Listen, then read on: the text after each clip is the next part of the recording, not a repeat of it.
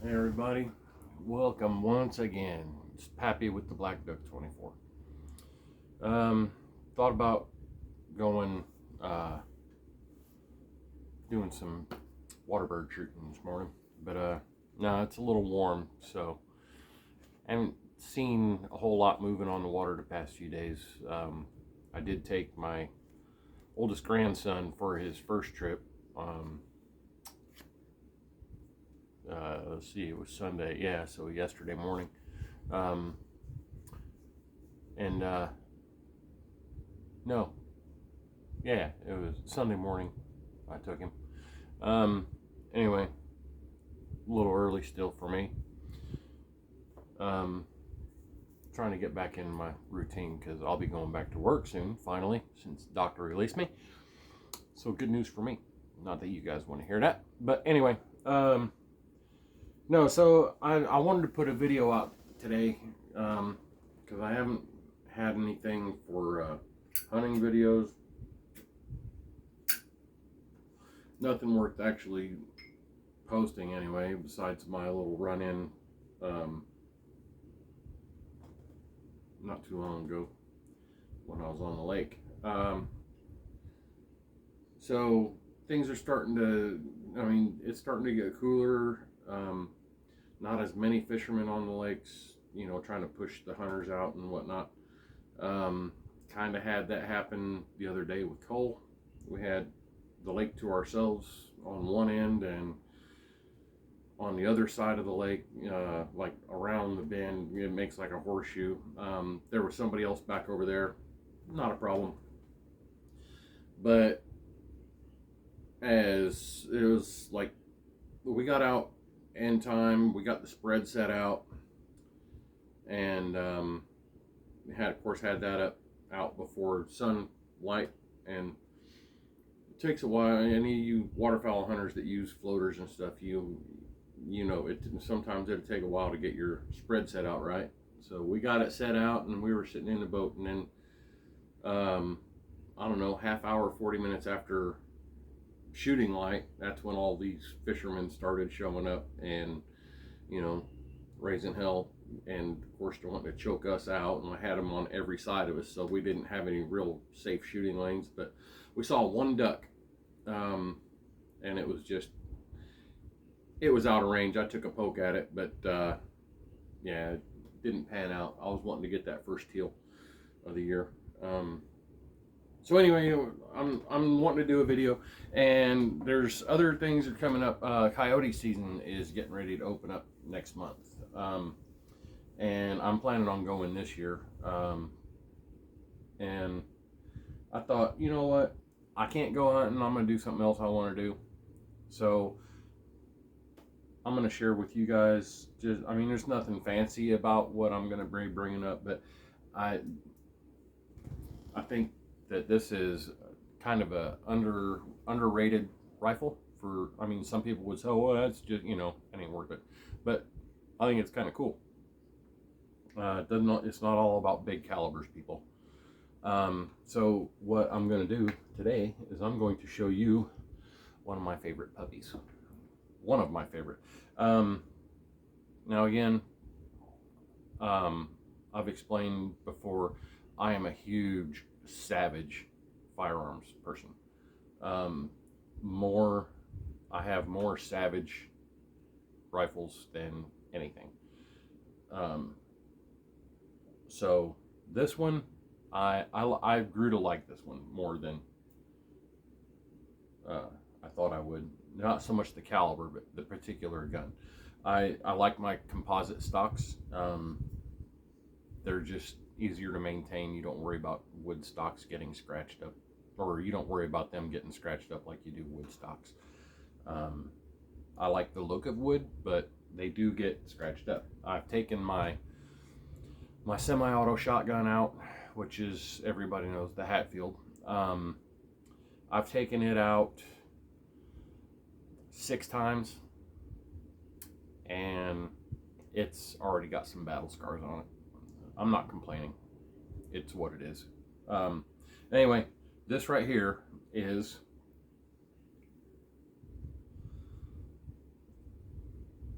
one of my 2 small caliber rifles. This is, so everybody can see, it's empty.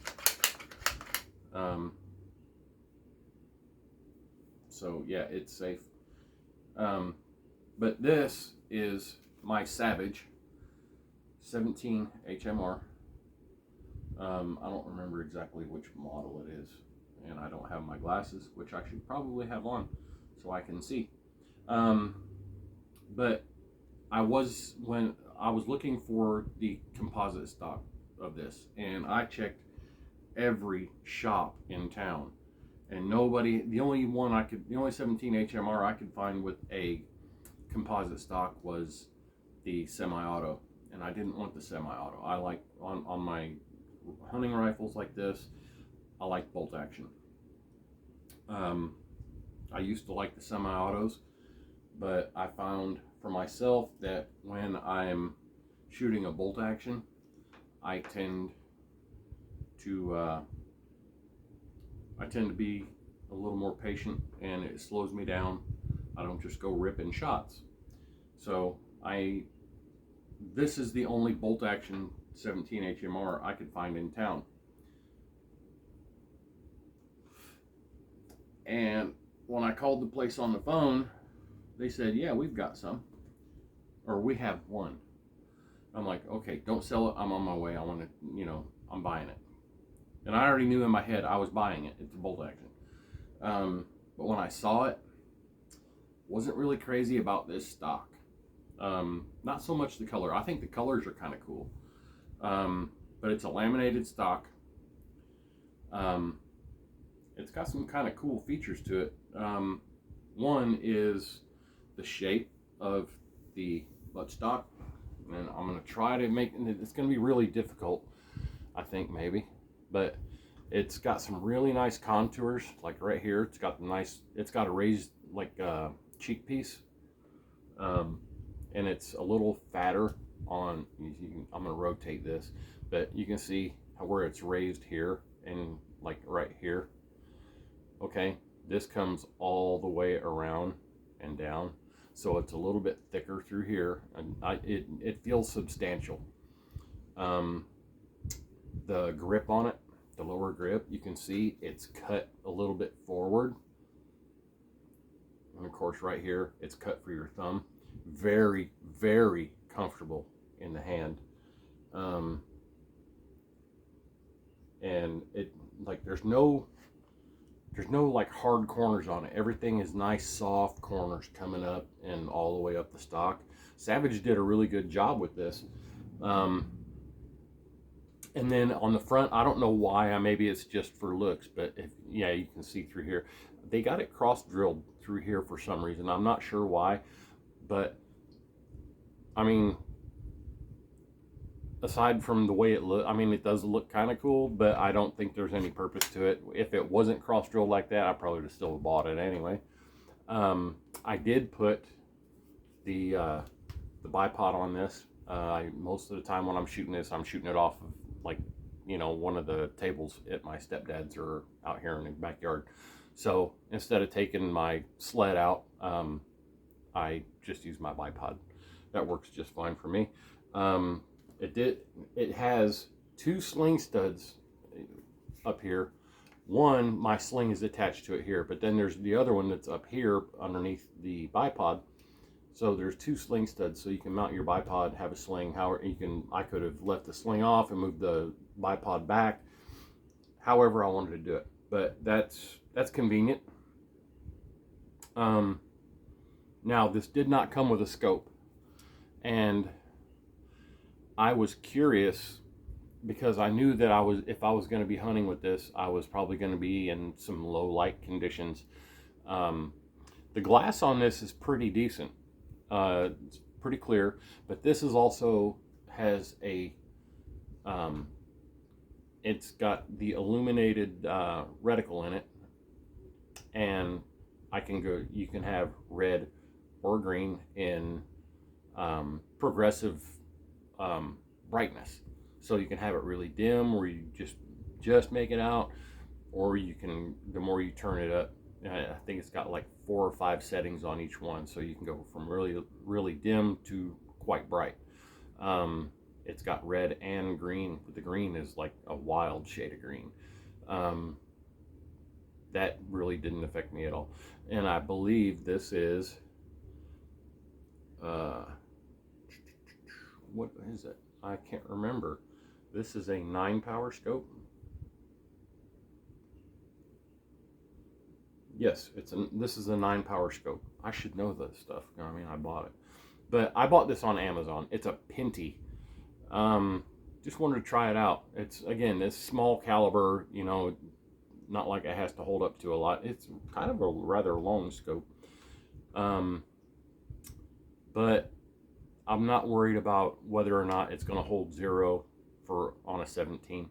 But I just thought I'd check it out. Again, I normally the scopes that I prefer are the Weavers and the Vortex. I have the Vortex on my AR. Um, but yeah, it's got a very. I mean, it's kind of hard, but you can compress the butt plate a little bit. Not like you got to worry about that on a small caliber like this. My grandkids shoot this all the time. They love it, and they're getting quite good with it. So I'm not worried about recoil hurting them or anything like that. Um, and now I'm going to move on because this is tasty. Oh, actually, this did come with the AccuTrigger. This trigger it's light. Can for I don't think I've ever seen it. It's like there's no pre-travel. Once it goes, it goes. Um, it does have the nice, you know, side safety. It's not on the side. It's not cross bolt. I like that because once it's cocked, you know, everything. I mean, when the feel of this gun, everything is right there. So, and it's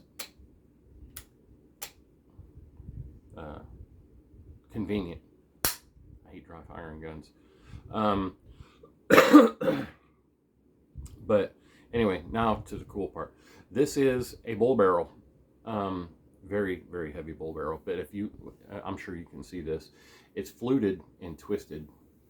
I don't know if it has something. If this barrel's so heavy.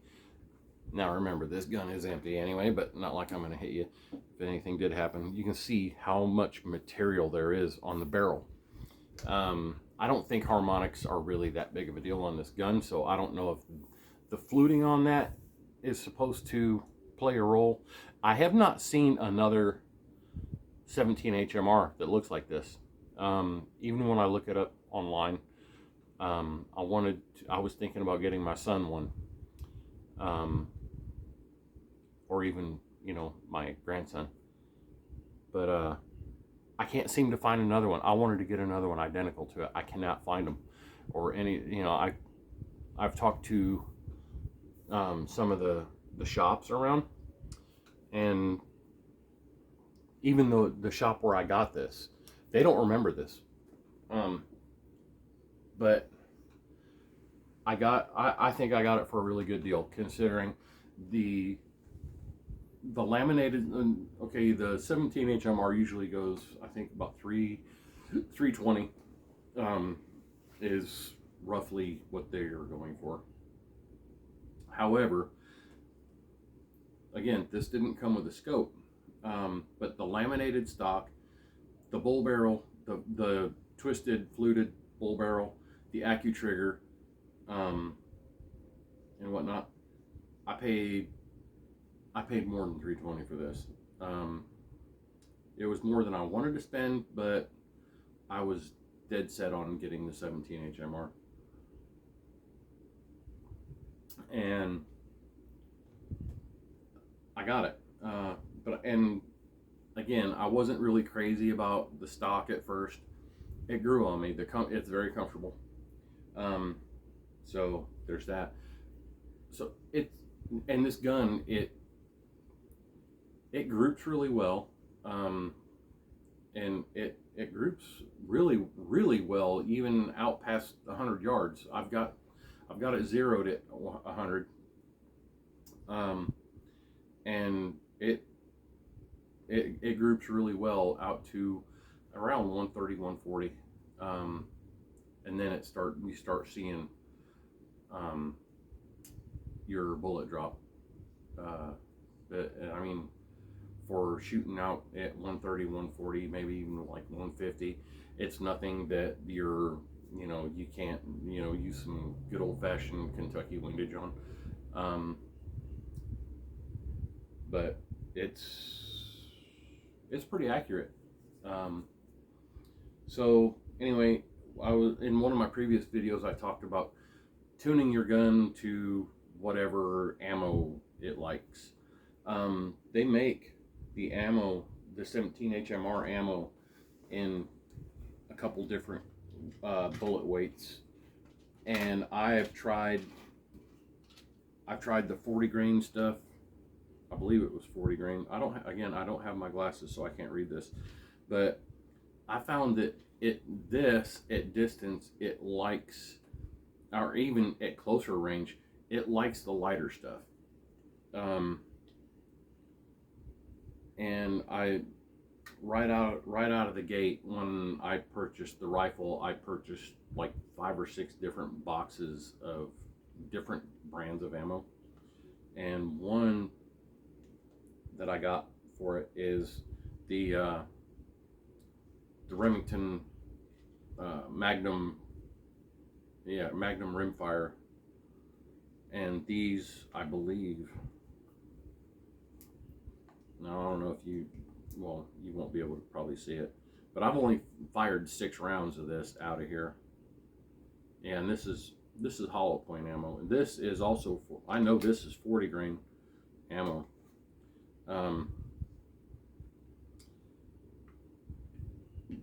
It didn't like this. It was all over the place. So that right there is, if I get a raccoon that's trying to tear into a part of the house or something, I'll use that at very close range. I know it's kind of hard to miss at close range. And these, this is what it really likes. Oh my goodness, I still cannot read this. My eyes are getting bad, you guys. Hit me in the comments and tell me if I should wear my glasses when I'm shooting my videos or not. Because I don't need my glasses to drive, just to read. So let me know if you think I should just wear my glasses, or I do that quite a bit. Actually, you know what? I'm going to take a moment. I'm going to go get my glasses, because maybe you guys want this information. All right, that's better. Hey, I can see. Okay. Okay. These right here. Do I look stupid? So this right here is the ammo that this gun really likes. This is the CCI brand. I've had pretty good luck with CCI in the past. Mostly it was with my one of my other 22s that I have. It's kind of been retired. I'll get into all that here in a little bit. But yeah, this stuff is relatively inexpensive. It's not hard to find ammo for a 17 HMR, but this is the Full Metal Jacket 17 HMR, and this is for small game, but I've been told, friends of mine have said, hey, I've shot coyotes with it, I've shot raccoons with it, raccoons and possums and rabbits, things like that. I have no problem believing, that, this stuff is gonna drop your game. But there have been a lot of people telling me that they have been shooting raccoons, or not raccoons, but coyotes with 17 HMR, and it does the job. And so let me see if I have, yes we do, we have ballistics on it. A 20 grain bullet that is, it's hauling, a 20 grain bullet hauling at 2,375 feet per second. That's pretty quick for small caliber. So yeah, I think that's gonna work. I'll find out, and if I go out coyote hunting and I don't feel that these are doing a an adequate job as far as putting the animal down in in a quick time, then I will probably end up moving up and maybe taking either my 35 Remington or my AR. I'm still gonna get good. I mean, either one of the 35 Remington, I'll be able to reach out 200 yards, maybe 220, 225 without any issues. My AR, I'll be able to reach out a little bit further with that. But at least I'll know. I don't want to just go wounding animals and having them run off. But I've been hearing good stuff about it. But yeah, the Full Metal Jacket ammo, the 20 grain, that's what this one likes. And then this, believe this is the same stuff. Yeah, this is more Full Metal Jacket. This one's not even open. Good, because I usually have like 3 or 4 boxes of the same ammunition opened up. So that's my 17 HMR. I'm going to post this video, and then I guess right after, I don't want to make this one too long, but when I get done with this one, I'm going to also go over, I'll do another video, maybe a couple more, and post them for and get those all put up today. But I don't know, I think today I'm just going to do a series, so I'm going to say this is going to be a series of, like, today I may just do one video for each one of my rifles and post them up. That way you guys don't get bored waiting to see. So I'll go through the round. So this is my 17 HMR. From this one, I will go to my my Savage 22 long. It's the Mark II. Bought it for training my grandkids to shoot. But again, I found very quickly that